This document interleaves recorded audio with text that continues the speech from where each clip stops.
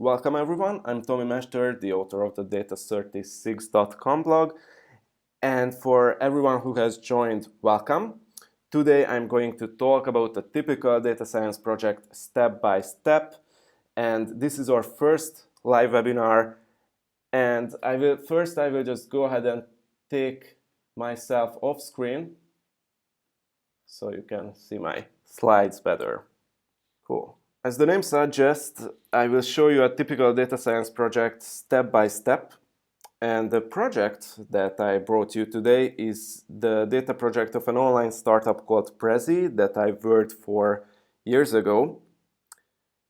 A quick disclaimer, of course, I won't show you real user data from Prezi because I don't want to breach my non-disclosure agreement with them.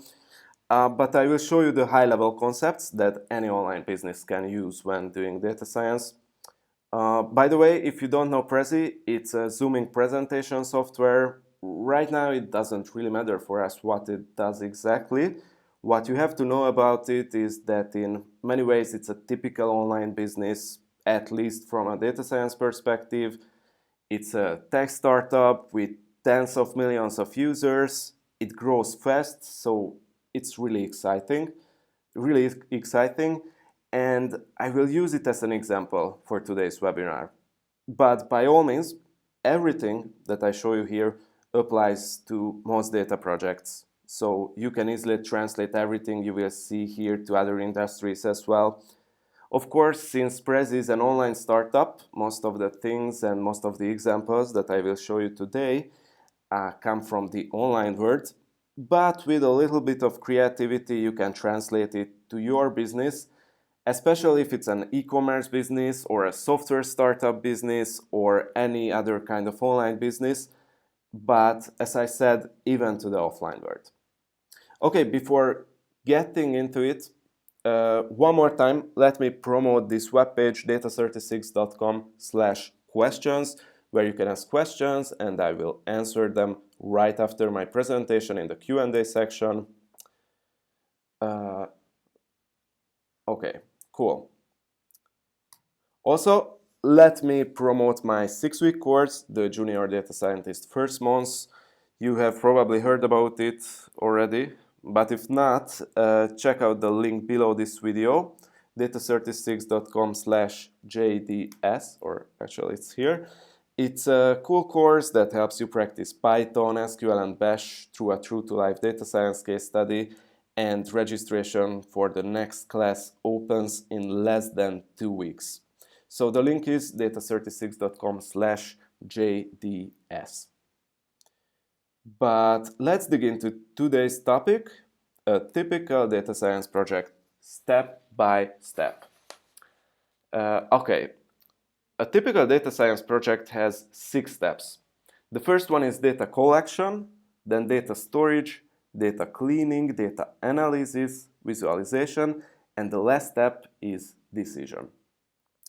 These are the 6 steps, and I would like to talk about each step one by one. I will show you the importance and the role of each step, typical mistakes and pitfalls that you should avoid, and then best practices too, of course. So, the first step is data collection. In other words, tracking. And as I said, I will use Prezi as an example. But again, it works the same in every online businesses, at least that I worked with or consulted with in the last 6 years. Anyway, the concept of the data collection part is simple. If a user comes to the website and clicks anywhere, or in the case of Prezi, if the user places an image anywhere in the editor where she edits her presentation, or places a text or changes the text, if the user does any of these actions or clicks anywhere, that action automatically generates a data point that will be sent to the database. So the key principle here is that every click, every user interaction, everything should be collected and sent to the database. Of course, this always raises the question of what exactly should we collect and what we shouldn't collect. And as I said, the principle here is that you should collect everything you can, But of course, you should use some common sense. So, I don't know, you won't collect every mouse movement, for instance, right? I mean, there is software that tracks every mouse movement, but usually we do not collect every mouse movement and store it in our database because that would be too much data. And most probably we would never use that data. But for instance, we can collect every mouse click. So not mouse movements, but mouse clicks that we will collect. Uh, Mouse clicks are much less data, and there's a higher chance that we will actually use that data in our analysis later. By the way, there is an interesting market benchmark that I wanted to talk about, and it says that in online businesses, 90% of the data collected is never used. 90% of the collected data will remain untouched by data scientists. So it's quite interesting, and statistically speaking, most companies use only the 10% or even less of their data in their analysis and in their data science projects. So the question is that why should you collect every user interaction if you never use a huge part of that data? And the answer is that basically because you never know of that 90% unused data, which 1% you will use in the next month, and what will be a real game changer in your business. I have a very simple story about that. So as I said, Prezi is a zooming presentation software, and you can rotate your camera while you are going through your presentation. And at Prezi, we realized that there were many Prezi presentations where the creators became too excited about this camera rotation effect.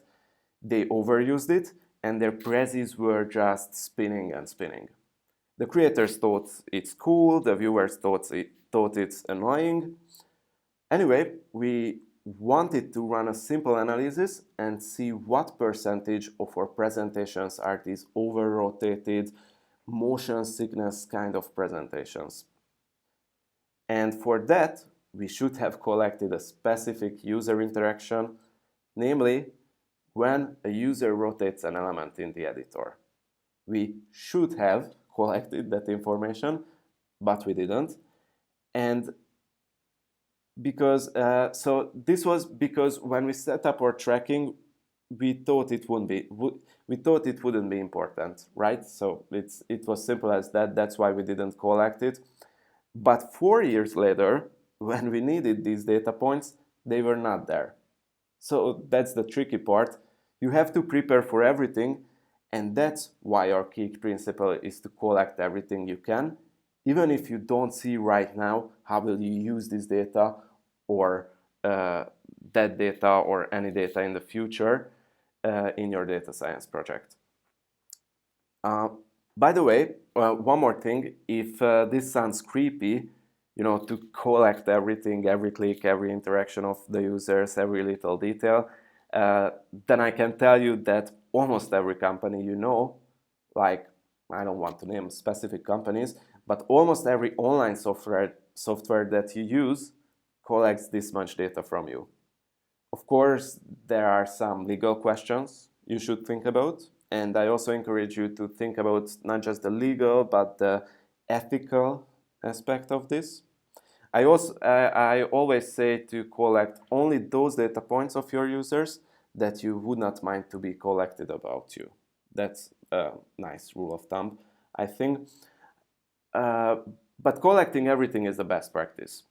For example, if you look at Gmail, if you type into Gmail, into your email, I don't know, I hate cats, and then you delete the cat word, and you type instead that I hate dogs, the folks at Google will know that you typed I hate cats first, right? So yeah, I guess you get the point. And okay, this is data collection. Now go to the next step. When you collected the data, you have to store it, and that's data storage. Those clicks and user interactions that you have collected at the previous step, you send them to a data server that you will use to store these data points in a meaningful format. Okay, so on a data server, you can store your data in several formats. The one that I'm showing you here is the so-called plain text log format, which is basically a .txt file. And this is another commonly used best practice. As I said, this example is not actual data from Prezi's data server because my contract would not let me show you anything real from Prezi, but it was pretty similar to this, similar logics and similar structure. So this is a .txt file, and what you can see here is that this user that I highlighted here, this user on the 1st of December in 2017 at 8 o'clock 29 minutes and 37 seconds registered. The user ID was 1,088,000, and we collected this additional data from the user. The user provided on the registration form that he or she was born in 1990. The font type is error. In other rows, you can see that this could be Android or iOS, but for this particular user, it was error. We also know that the user is from Germany. We can extract this information from the IP address, for instance, and that the user registered from Google. Some other users were invited by a friend, some other users found our software from an article, and this user found us in Google. So that's it. So this is what you can see here.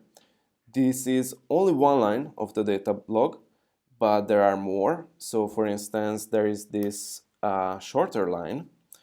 It means that this user sent a picture on the 1st of December, and as you can see, these are two different lines in one file, which in a plain text data log could be, totally normal.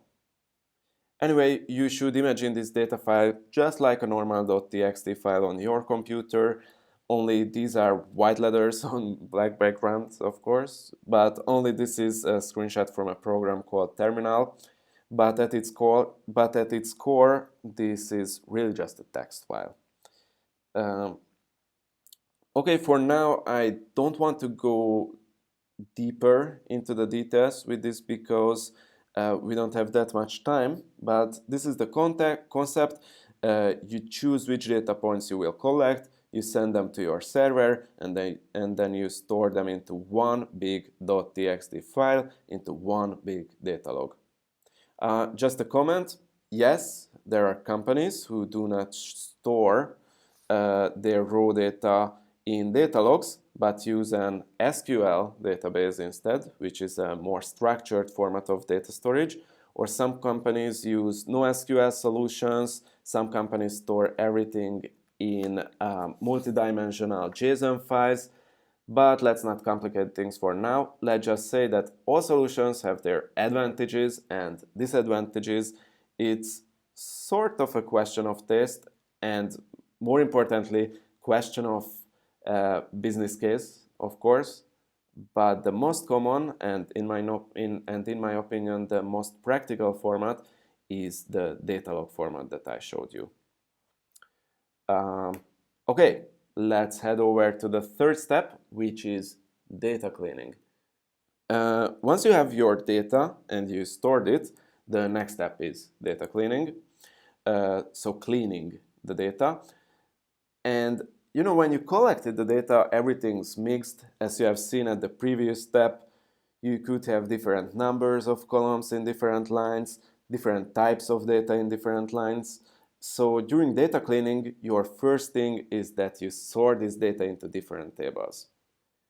In this example, you can see that the different image sends and the registrations are sorted in 3 different tables.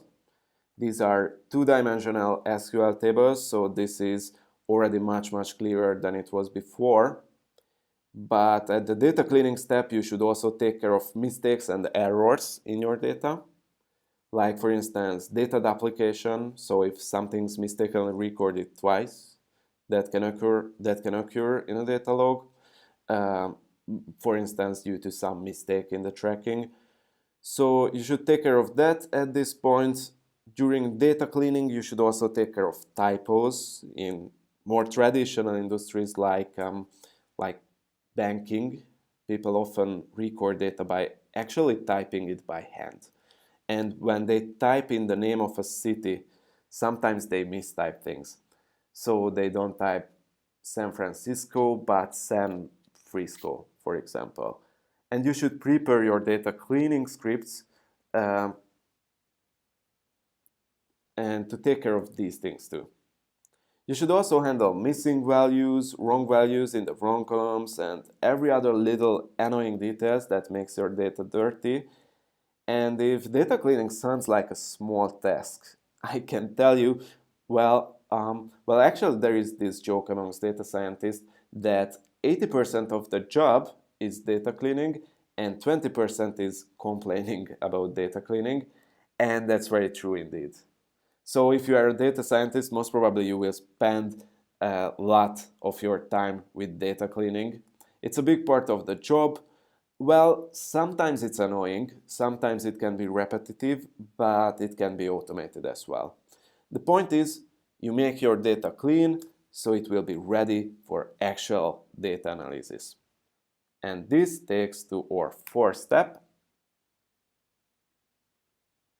In the meantime, if you have questions, one more time, let me promote the data36.com/questions page. You can ask questions anytime and I will answer them right after my presentation. Okay, the fourth step is data analysis. This is the step that most data scientists and data analysts like the most because this is when you turn your data into actual business value. And it's really important that you have good business logic, sort of strategic business thinking at this step. I mean, it's also important to have solid tech skills as well. Most probably you will have to write your analysis in SQL or in Python. So you have to know coding and you have to know some basic statistics too. But the key here is the business thinking. You should ask good questions and you should give good answers to those questions. If you don't ask good questions, you cannot give good answers either. And data analysis is a very broad topic, but I like to put these projects into three main categories. The first one that you can do within data analysis is descriptive analytics. I will give you a few examples. Descriptive analytics basically answers the what is happening now and what happened so far questions. So it really just describes the current situation of the company. So for example, at Prezi, we asked questions like how many users do we have? How many paying users do we have? Very basic questions. I will give you a few more examples in a second, but let me show you the second category first, which is predictive analytics. This is another common data analysis type. And predictive analytics tells more about the future, what we can expect, what we estimate to have in weeks, in months, or in years. And at Prezi, for instance, we answered questions like how many users can we expect to register next month? Really important. Knowing the answer to that question, we were able to prepare our servers to be ready for more users and more traffic. Or another question we can answer with predictive analytics is which users will cancel their subscriptions in the near future. And if we know about the user that there is a, 90% probability based on her behavior that she will cancel her subscription, then we can prevent it. For instance, we can reach out proactively to that user and ask how can we help you? How can we help you to finish your presentation? What was the problem? And if we do so, there is a higher chance that we can retain that user and turn that user experience into a good user experience by your proactivity. Anyway, this is what predictive analytics is. So here's a quick example for descriptive analytics from another project. This is the data of a book e-commerce store, which is a small e-commerce store. And what you can see here is the number of sold books per month. We are at the 16th month on this chart, and it shows us how the number of sales increased over the months. This is descriptive analytics. It shows what's happening now, what's happened so far. Predictive analytics, compared to this, tries to predict what will happen, and this is where the science part of data science comes on stage. So on this screenshot, we try to predict the future with a first degree line. Basically, the red line tries to predict what will happen in the 20th month, and it actually predicts that we will sell the same amount of books, 400 books in this case, as we have sold in the 16th month, which is obviously, well, not the best prediction. Or we can fit a second degree polynomial, which seems to predict a slightly more accurate amount of sold books, or a third degree polynomial, and I won't go into details because this webinar is not about predictive analytics, but really this is the science part of data science. This is where it starts, at least, because you would think that the more the red line fits the blue line, the better the prediction will be, but that's not true either. Just to show you, this red line, for instance, on the fourth screenshot, fits really, really well to the blue line. It's a 10th degree polynomial, if I remember correctly, but the point is that it predicts 6,000 sold books for the 20th month, which is nonsense. Just as much nonsense as the first picture with the first degree line, or even more. Anyway, this is predictive analytics. By the way, this last one called the problem on the fourth screenshot is called overfitting, if you want to Google it. But anyway, this is predictive analytics, and this is the difference between descriptive and predictive analytics. Okay, descriptive analytics, predictive analytics, and our third category is the data-based product, how I like to call it. It's a feature or a mini product that is data-based and implemented into the core product itself, and quite often it works with machine learning algorithms. So in a way, it's similar to predictive analytics. I will give you a concrete example. At Prezi, we had a project. Well, actually, I had already left Prezi when this project was implemented. Anyway, at Prezi, they had a project where they tried to auto-extend the text that the user started to type in. So it's a nicer and easier user experience to type any text into your presentations. By the way, if you have Gmail, you can see something really similar there as well recently. It's a database product, a good example for a database product. Basically, it works with a machine learning algorithm. It works simply. It collects the data from other users and looks for patterns. And if it sees that you are about to type the same as many other users before, it just suggests that you extend your text to that. I mean, it's simple and it's a great user experience, right? Much easier and much faster to type, and you also make fewer mistakes. So this automatic pattern-based text expander feature would be a database product. Or another more common database product is the recommendation system of YouTube, which works similarly, somewhat similarly. It uses something called collaborative filtering.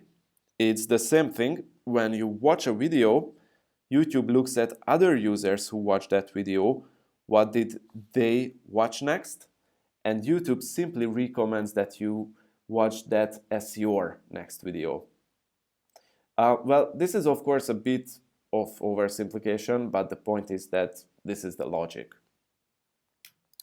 Okay, so these are the three categories and that I like to put analytics projects into. The first one is descriptive analytics, which tells about what happens now. The second one is predictive analytics, which tells more about what will happen in the future. And database products, which is an implemented mini product or feature backed with data into your main product. Anyway, when you run data analysis, the output will be something like this. Aggregated data, transformed data, or segmented data, like for instance in a two-dimensional table format that you can see here. And these are not very intuitive and not very easy to interpret. So it's important not to miss the fifth step, which is data visualization. Here, you try to make the result of your data science project easier to understand, and like this. And I wanted to touch upon data visualization in this webinar because I see that most data projects surprisingly fail at this step. I know it sounds weird, but I've seen so many times that great data scientists and great data teams worked really hard on the first four steps. They collected the data, they stored it, they cleaned it, and then analyzed the data in a very professional manner and found interesting and useful things. But at the fifth step, they got stuck. They could not communicate their data, they could not visualize their data, they could not present their findings in a meaningful way. So others at the company didn't even understand what they've worked on for the past few months. And my key message here is that you should put effort into turning the findings of your data science projects into meaningful charts.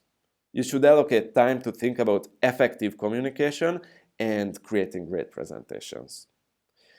You can be the best data scientist, but if you cannot present your data, you won't make any difference. So keep that in mind. You have to learn how to simplify your data into a chart, and keep in mind that your manager and your not data scientist colleagues have to understand what your analysis means.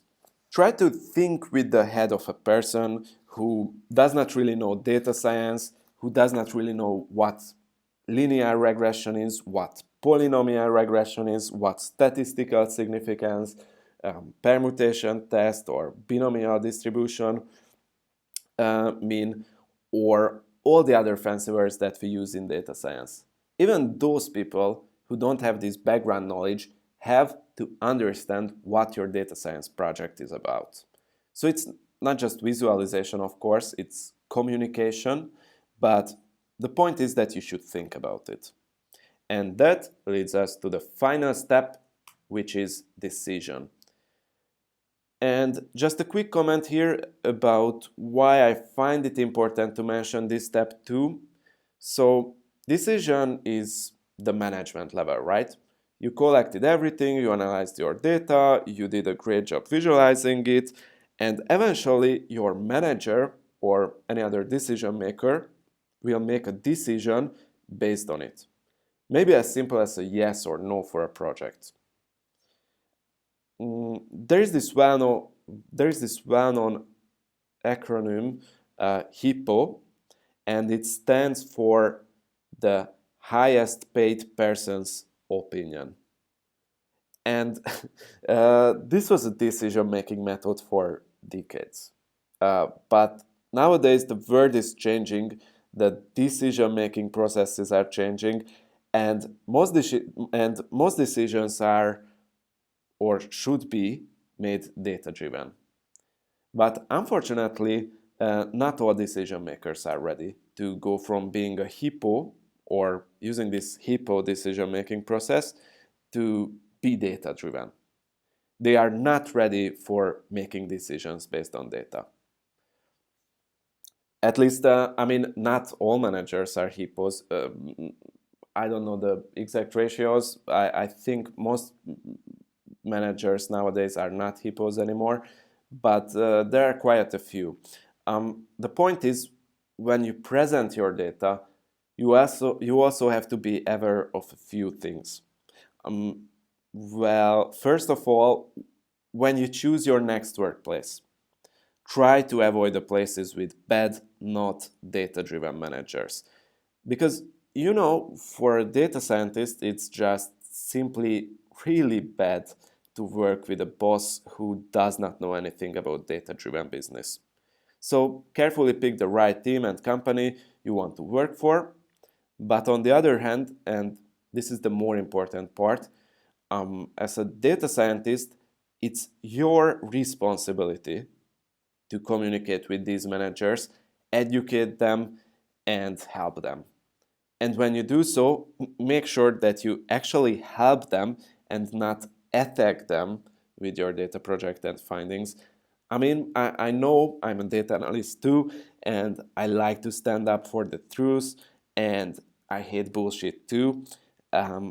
But what I had to learn over the years that it takes some time and patience to turn a manager into a data-driven one. So your mindset should be to help and help her or him learn about data. Of course, there should be an open mind on the other side as well, but yeah, I think you get the point. Okay, let's not go deeper into company politics. I guess you get my point. And we are getting closer and closer to the end of this webinar. I only have one or two final comments here. The first one is that realize that this whole process is basically a compression of data. At the data collection step, we could literally collect an infinite amount of data. Then we decide to store only a part of it. We clean that data, and as I said at that data analysis part, we will use around 10% of this. Here, we compress our raw data into an aggregate table, and then at the data visualization part into a few charts. And at the end of the process, the whole outcome is usually a binary yes or no decision. So if data science is the compression of the infinite amount of data into information and then into decision, then as an analyst or data scientist, it's your responsibility to compress this data in the right way. Keep the right things and remove the noise and only the noise. Okay, the second comment is that I wanted to show here that these red parts that I highlighted are the parts where I see data science projects typically fail. The first is data collection. Well, I've worked for many companies and I've seen that happen quite a few times. In one case, the given company, I won't name it, hired a junior developer who accidentally removed the tracking script from the website of this company. And this happens when a junior is not well supervised, so it definitely wasn't the junior's fault, more like her mentor's. Anyways, the point is that the junior removed the tracking script on a subpage, and we, the data team, realized it only 2 weeks later, and as a result, we had to throw our whole data project that we ran using that 2 weeks data into the trash, because it was based on fake data. I mean, the junior removed only one tracking code, so there was only 2 or 3% of the data missing, but for us, it was critical. And that 2 or 3% of data loss led to skewed results. Point is, watch out, you can fail right at the data collection step, and in that case, the rest of your data project will be just garbage, even if you are the best data scientist in the world. Being able to trust your raw data is really, really, really important. My specific recommendation for this problem is that at every company, Data collection should be reviewed, double-checked, and maintained every month or every second month, just to make sure that every tracking script works the way it should work. The other two parts where data projects commonly fail are the fifth and the sixth steps, and I told about this already, but I just wanted to reinforce it one last time, that as a data analyst or a data scientist, you should care about your communication, presentation, and especially about your data visualization, so everyone at the company understands your projects and findings. And if you are a manager, I recommend going to data workshops and learning about data analysis and data science. If you are a data analyst or a data scientist, learn more about communication and improve your presentation skills. And in the meantime, be patient and try to educate your colleagues and managers. Okay, one last thing I wanted to talk about the different data science roles really quickly. These are the 6 steps again, and I like to draw a line at the third step, data cleaning, because before data cleaning, data collection, data storage, and a big part of data cleaning is the responsibility of developers, data engineers, and big data engineers. And if we talk about roles, the fourth, fifth, and sixth steps are more like the responsibility of data analysts, data scientists, and BI analysts, and of course managers. And I just wanted to show you this because these two groups, they need a different skill set. Engineers and developers need much more coding skills. They will have much more coding to do. Basically 90% of their time will be spent with coding. But going further to the right side of the process, for instance, data scientists will need coding skills, of course, too, but most importantly, more and more business thinking. So a data scientist or analyst needs a fair amount of coding and statistics skills, but they will have to think about the business application of everything they do. And I just added this because there is no clear naming convention what we call a data scientist. What I like the most and what I usually use myself, that I call everyone in this process a data scientist. A data engineer can be a data scientist, a data analyst is a data scientist, but some people call data scientists only those people who work on predictive analytics and machine learning projects. It really depends on the company.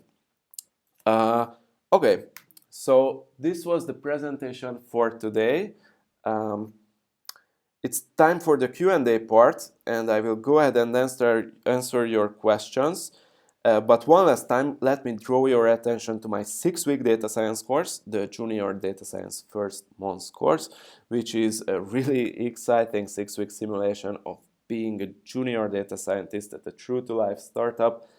And it helps you to practice your SQL, Python, and just in general your data science skills. So it's really cool. It shows you everything that you need to know as a junior in your first months at a real company.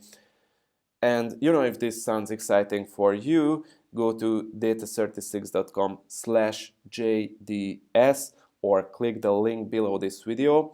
So it's data36.com/JDS. But with that said, let's see your question. So, go to data36.com/questions. If you have more, I will bring back my face to the screen. Okay. Okay, we're nice. We have quite a few questions. I hope we can go through all of them. Just realize, guys, that you can upvote each other's questions. So if you want, you can